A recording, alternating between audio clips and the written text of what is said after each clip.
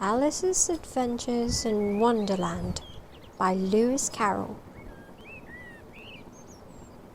All in the golden afternoon full leisurely we glide, for both our oars with little skill by little arms are plied, while little hands make vain pretence our wanderings to guide. Ah, cruel three, in such an hour beneath such dreamy weather, to beg a tale of breath too weak to stir the tiniest feather. Yet what can one poor voice avail against 3 tongues together? Imperious Prima flashes forth her edict to begin it. In gentle tones Secunda hopes there will be nonsense in it, while Tertia interrupts the tale not more than once a minute.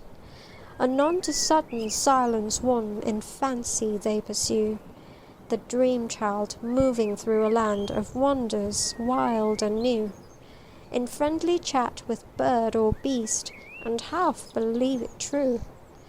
And ever as the story drained the wells of fancy dry, and faintly strove that weary one to put the subject by, the rest next time, it is next time, the happy voices cry.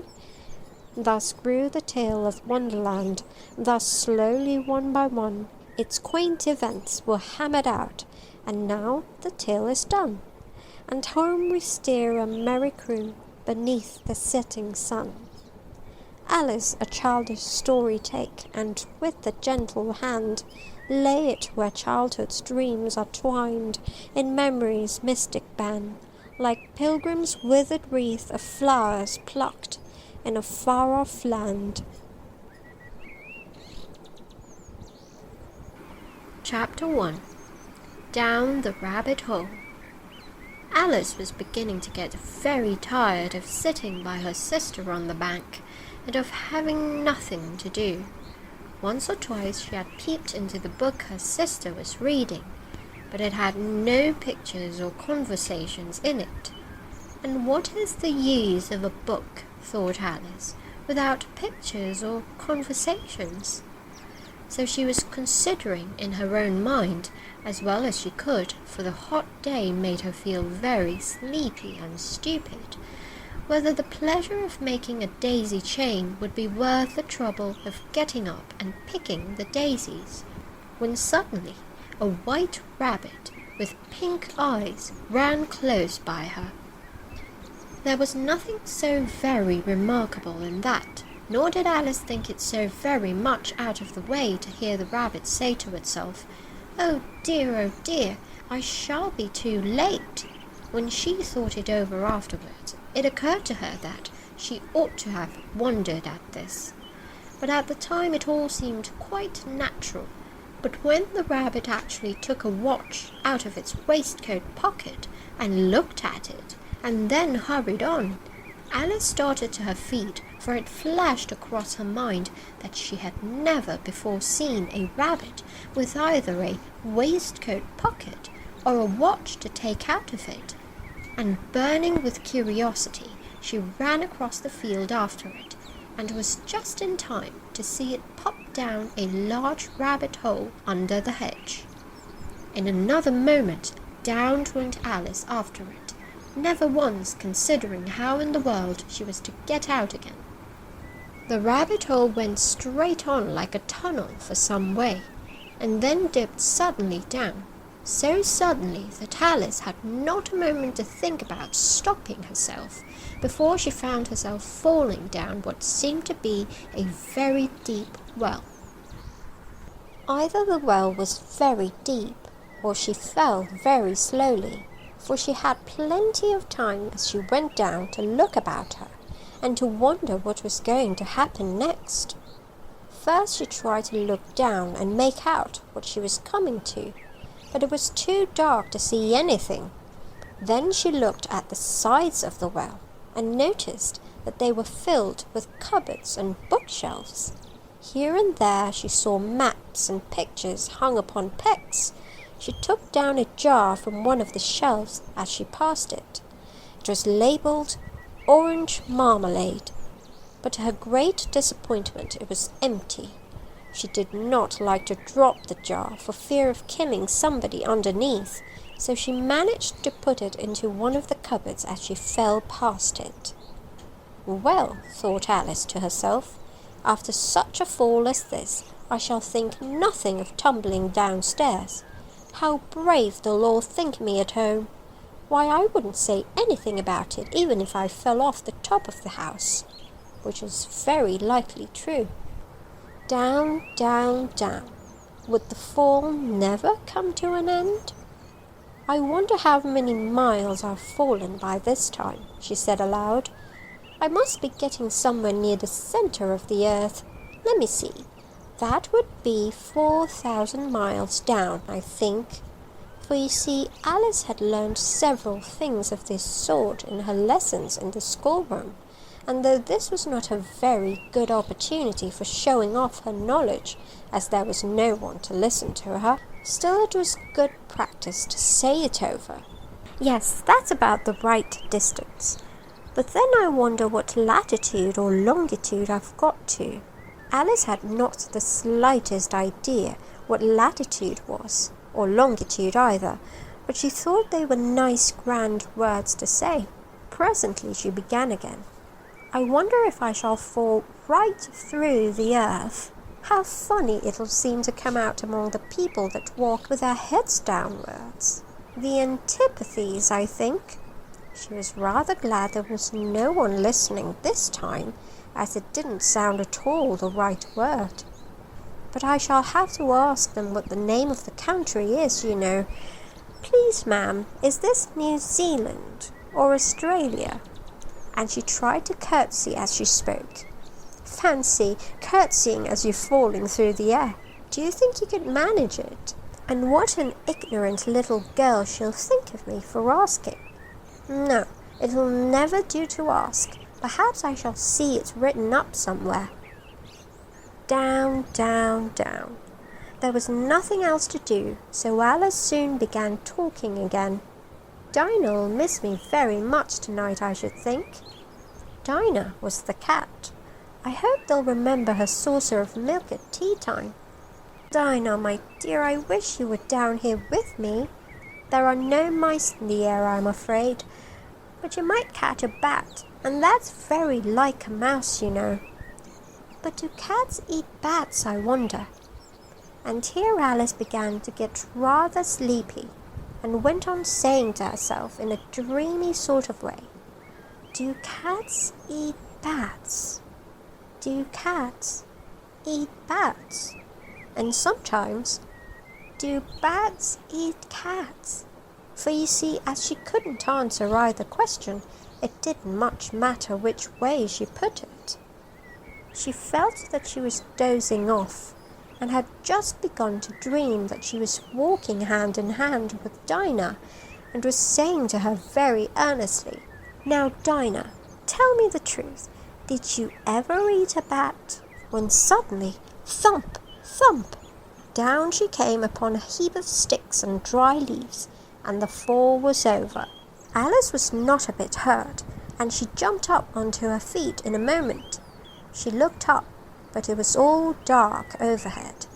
Before her was another long passage, and the white rabbit was still in sight, hurrying down it.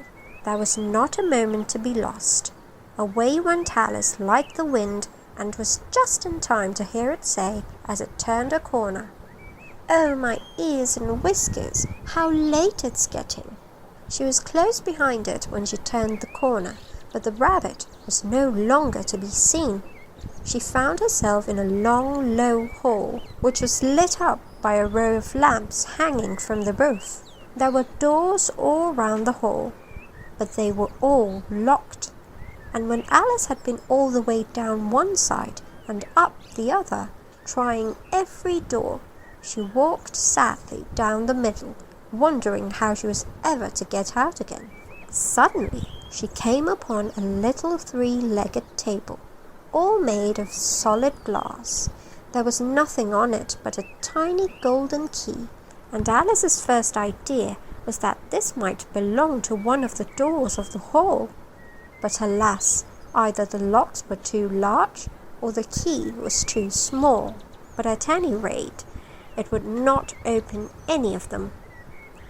However, on the second time around, she came upon a low curtain she had not noticed before, and behind it was a little door about 15 inches high. She tried the little golden key in the lock, and to her great delight, it fitted. Alice opened the door and found that it led into a small passage, not much larger than a rat hole. She knelt down and looked along the passage into the loveliest garden you ever saw. How she longed to get out of that dark hall and wander about among those beds of bright flowers and those cool fountains, but she could not even get her head through the doorway. And even if my head would go through, thought poor Alice, it would be of very little use without my shoulders. Oh, how I wish I could shut up like a telescope.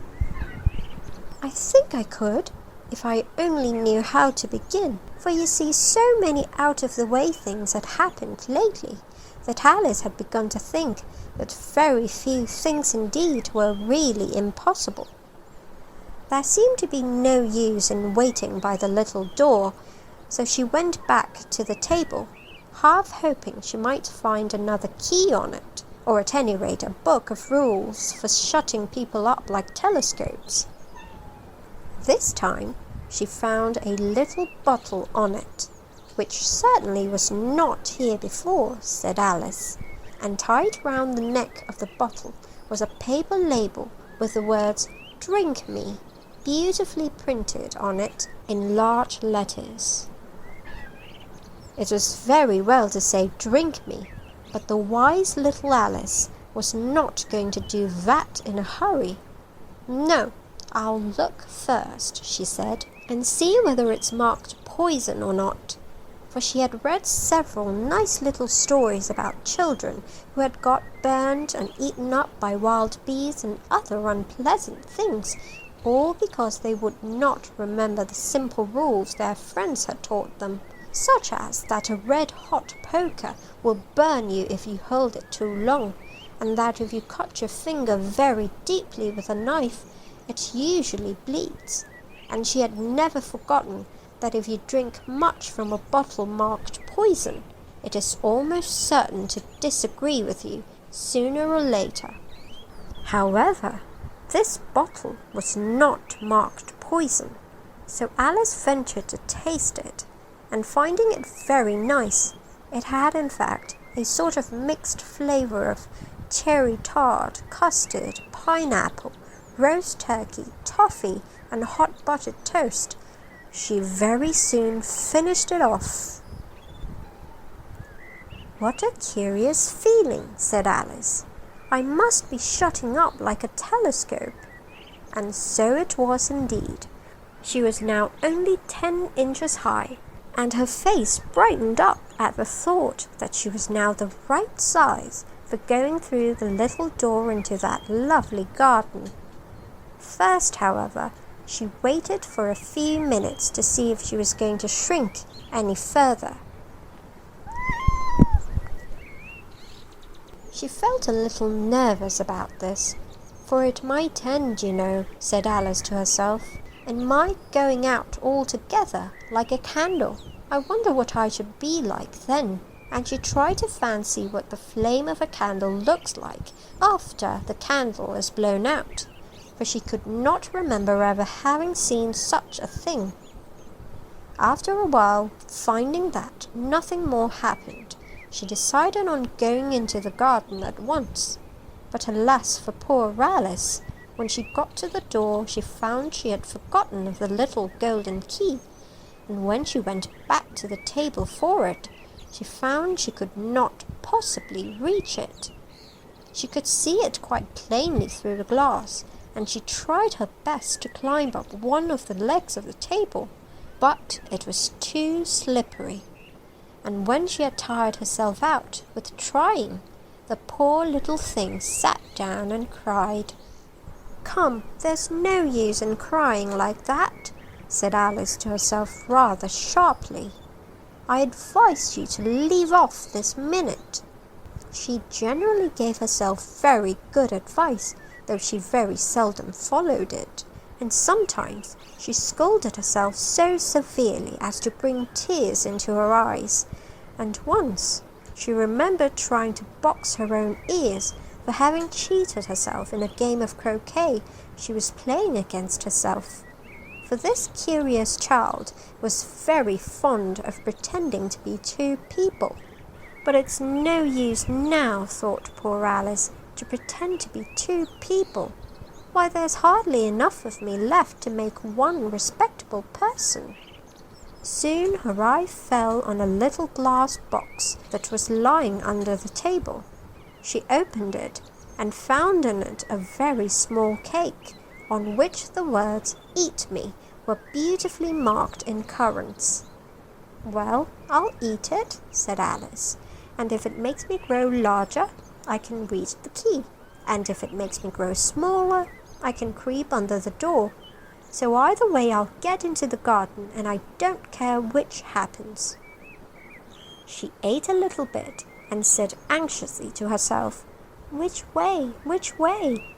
holding her hand on top of her head to feel which way it was growing, and she was quite surprised to find that she remained the same size.